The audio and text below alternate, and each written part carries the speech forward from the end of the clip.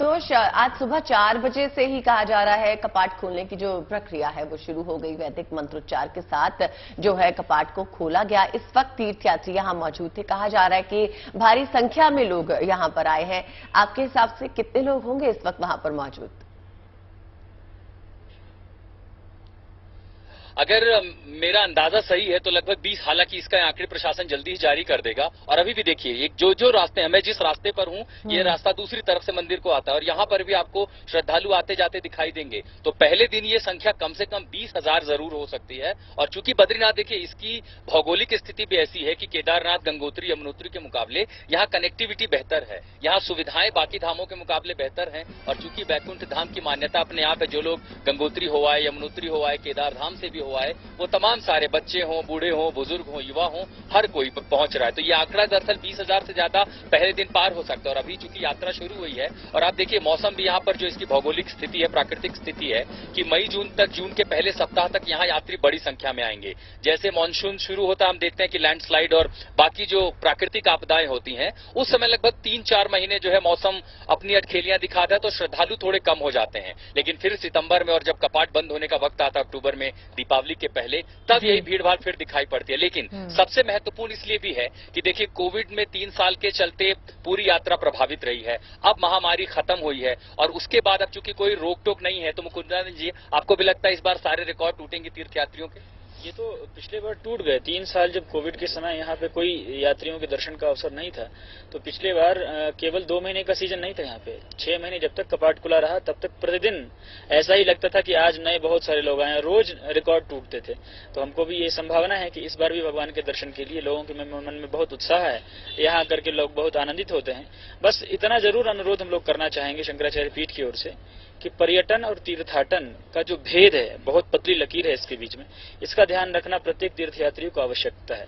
यदि उनको केवल ऐशो आराम के लिए आना है, केवल मजा लेने के लिए आना है, शराब पीने के लिए और मांस खाने के लिए, तो उनको धार्मिक स्थानों पर नहीं आना चाहिए। धार्मिक स्थान पर तीर्थ यात्रा के दृष्टिकोण से आए, कष्ट सहने के दृष्टिकोण से आए, अलकनंदा जी में स्नान करने के लिए, संतों के दर्शन के लिए, महात्माओं के प्रवचन सुनने के लिए, भगवान बद्री विशाल का आशीर्वाद प्राप्त हो, कष्ट सहने की भावना से तीर्थ यात्रा के लिए। तीर्थ यात्रा है तो धर्माचरण का पालन जरूर करें। किसी भी धाम में जा रहे हो, देखिए कई सारे आचरण हमारे शास्त्रों में बताए गए, उनका आचरण का पालन, सात्विक भावना, सात्विक शरीर, शुद्ध मन से जाएं, आशीर्वाद भी मिलेगा पूरे परिवार को, पूरे समाज को, पूरे राष्ट्र को। आशुतोष, बड़ी ही सुंदर बात इन्होंने की कि आपके भाव वहां जाने के लिए भी शुद्ध होने चाहिए, सोच आपकी सकारात्मक होनी चाहिए।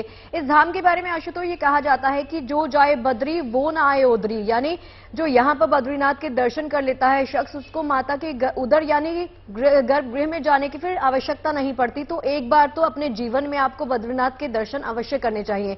हम आपके माध्यम से कर रहे हैं, दर्शक भी आपके माध्यम से कर रहे हैं।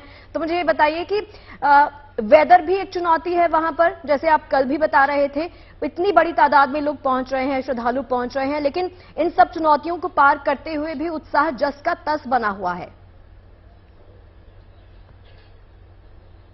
इस समय तापमान -2 डिग्री है। जब हम सुबह चले थे तो -4 था, -5 हो गया, फिर उसके बाद बर्फबारी शुरू हुई, थोड़ी देर के लिए धूप आई, लेकिन अब फिर जो पहाड़ों पे हम ये बदलाव मौसम का देख रहे हैं, अब -2 डिग्री टेम्परेचर हो चुका है। हाथ पैर कांप रहे हैं। आप समझिए कि अगर हाथ में दस्ताने, सर पे टोपी और मोटी जैकेट ना हो, लेकिन मैं कई सारे साधु संतों को यहाँ देख रहा हूँ, वो बस एक पतली सी, मतलब आप समझिए वेशभूषा है, उसके ऊपर एक शॉल है, उससे काम चल जाता है। तो ये दरअसल उनका अपना तप है, उनकी अपनी तपस्या है। लेकिन हाँ, श्रद्धालु अगर जो आ रहे हैं वो ये समझें कि मौसम खराब है, इसलिए उन तैयारियों को करते हुए जरूर आए। और बिल्कुल सही बात है कि जब आप बद्रीनाथ आ गए, बैकुंठ आ गए, और बैकुंठ के आगे तो कुछ है नहीं, फिर तो आपने जन्म जन्मांतर को साध लिया, उसके बाद तो कहते हैं कि फिर जन्म ही नहीं होना है। लेकिन इस जन्म में जितने आपके आचरण है, जितनी सारी जिम्मेदारियां हैं, उन्हें तो हमें पूरी करनी है। लेकिन महाराज जी, एक आखिरी सवाल आपसे ये लेते हुए कि बैकुंठ आने के बाद जो हमें तब जो आशीर्वाद मिलता है, उसके बाद ऐसी कौन सी जिम्मेदारियां हैं जिसका प्रण यहां से, बद्रीनाथ धाम से, लोगों को लेकर जाना चाहिए?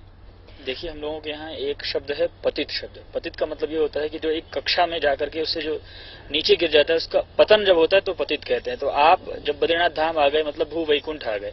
अब वैकुंठ में आकर के कुछ संकल्प लीजिए। आप यहाँ पे आप प्रातःकाल उठने का संकल्प लीजिए, शास्त्राध्ययन का लीजिए, सत्कर्म का संकल्प लीजिए, कुछ नियम बना लीजिए अपने जीवन में। कम से कम बद्रीनाथ धाम आने के बाद एक नियम तो ले ही लीजिए। बहुत कुछ यदि मान लीजिए नहीं कर सकते हैं तो कोई एक नियम लीजिए, उसका परिपालन करें और अपने धार्मिक स्थिति को जो आपके जीवन में धार्मिक स्थिति है उसका जो स्तर अब बन गया यहाँ बद्रीनाथ धाम आकर के, उससे नीचे ना जा करके उससे ऊपर उठने के लिए निरंतर प्रयास करिए। वैसे कई सारे नियम है, हमारे जो सहयोगी स्टूडियो में बैठे जाहिर, लेकिन उनको भी सुबह तो उठना ही पड़ता है, सुबह स्टूडियो पहुंचना है और हम सब कोशिश करते कम से कम समय से उठना, समय से सोना, इनका पालन के साथ जो हमारे यहाँ और दूसरे अच्छे आचरण है उनका पालन अपने जीवन में करते रहे। बद्रीनाथ में आप आएंगे तो यहाँ पर सिर्फ शास्त्र, यहाँ ज्ञान, इसके अलावा यहाँ और कुछ भी नहीं है।